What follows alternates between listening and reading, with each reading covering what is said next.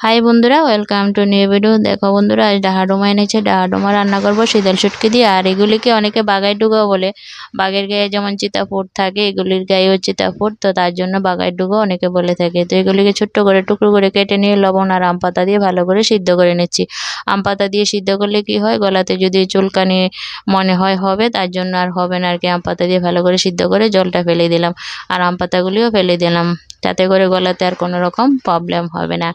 তারপর দেখো কড়াতে রসুন সম্বাদ দিয়ে শীতল শুটকি দিয়ে ভালো করে নেড়ে চেড়ে ওই যে বাগাই টুকাগুলি জল জড়ানো ছিল দিয়ে কাঁচা লঙ্কা চিরা, হলদি গুঁড়ো, লঙ্কা গুঁড়ো, লবণ দিয়ে পরিমাণ মতো ভালো করে নেড়ে চেড়ে মিশিয়ে নিলাম।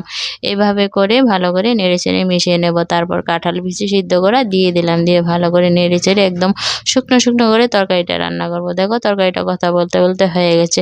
জাস্ট ইয়াম্মি হয় বন্ধুরা বাগার ডুগার তরকারি বা ডাহাডুমার তরকারি। রেসিপিটা ভালো লাগলে লাইক